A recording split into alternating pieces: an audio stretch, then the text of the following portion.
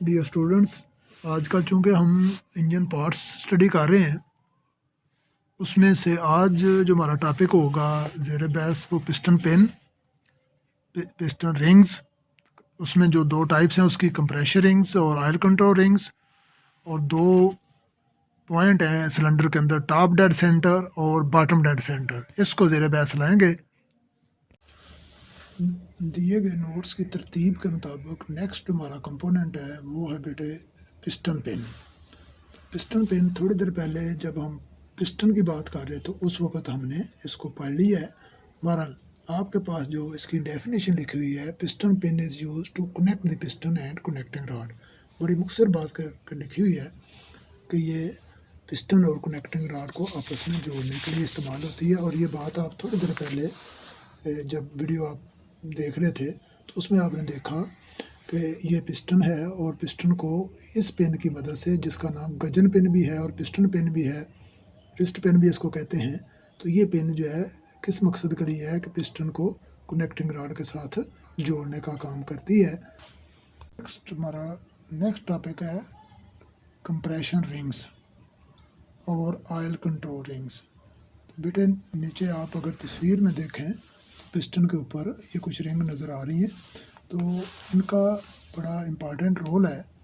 Piston बुनियादी तौर पे सिलेंडर के अंदर चलता है। मैंने आपको बताया है कि फ्यूल सिलेंडर के अंदर भर के उसके ऊपर 4 प्रोसेस करके हम पावर हासिल करते हैं। तो जब सिलेंडर के अंदर फ्यूल भरना होता है तो पिस्टन जो है, जैसे आपने सिरिंज देखी हुई है, सिरिंज के पिस्टन की तरह टीडीसी से बीडीसी की तरफ, यानी टॉप डेड सेंटर से bottom dead centre, top dead centre और बॉटम डेड सेंटर की मिसाल मैं इस फिगर में आपको बताता हूँ। ये पिस्टन जब मूव करता है सिलेंडर के अंदर तो ये ऊपर से नीचे को आता है, तो ये सबसे ऊपर वाला मुकाम जो है ये टॉप डेड सेंटर है। जब ये नीचे पहुंचता है तो बॉटम डेड सेंटर है। तो जब ये ऊपर से नीचे को आता है तो ये फ्यूल को सक करता है, अपनी तरफ खींचता है। तो अगर ये लूज़ होगा तो फिर फ्यूल को अपने सिलेंडर के अंदर नहीं खींच सकेगा। जैसे सिरिंज का पिस्टन अगर ढीला हो तो वो सिरिंज जो है वो दवाई अपने सिलेंडर में नहीं आती है उसके सिलेंडर में, तो फिर क्या किया जाता है, उसके ऊपर एक रबड़ का कप लगाया होता है।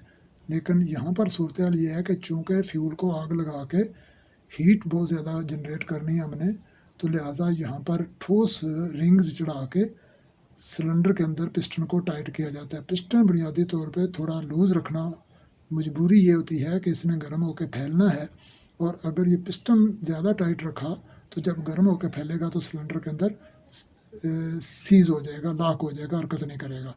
तो लिहाजा वो जो थोड़ा बहुत लूज़ रखा है इसको सिलेंडर के अंदर सीलिंग करने के लिए हम क्या करते हैं, इसके ऊपर फिर रिंगें चढ़ा देते हैं। रिंगें जो है इनका सिरा चूँकि कटा हुआ होता है तो इनमें ये गुंजाइश होती है कि जो फैलाव होता जाता है तो ये गैप कम होता जाता है, इनका एंड गैप जो है, और ये सीलिंग का काम करती हैं।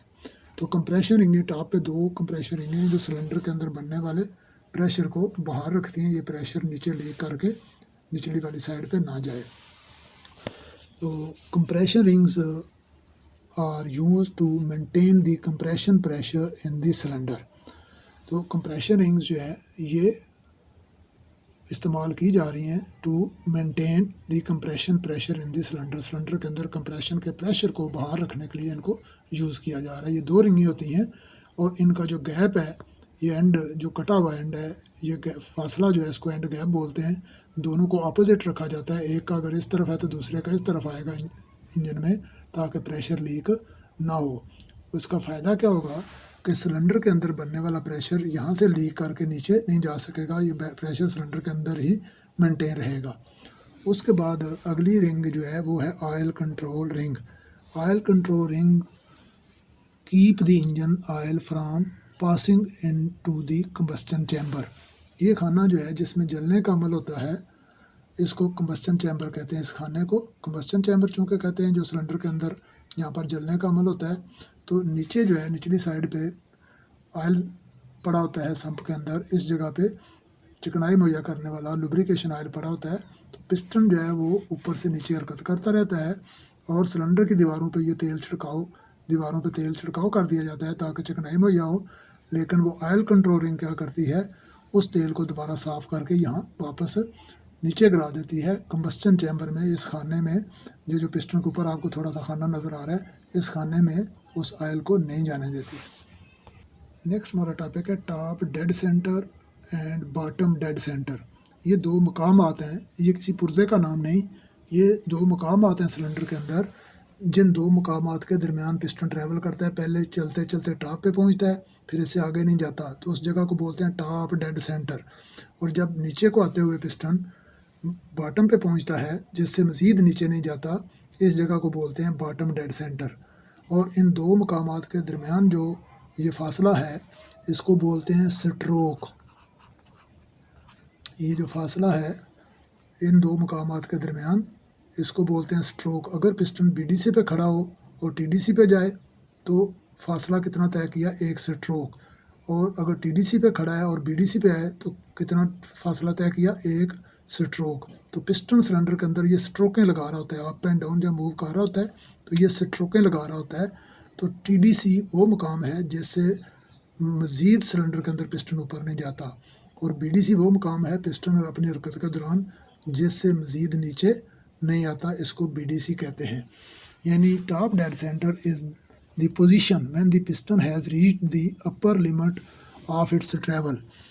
तो यानी टॉप डेड सेंटर वो मुकाम है जब पिस्टन अपनी ट्रैवल के दौरान अपनी अपर लिमिट, यानी जिस हाथ से आगे उसने नहीं जाना वहाँ तक पहुँच चुका है। और bottom dead centre is the position when the piston has reached the lower limit of its travel in cylinder.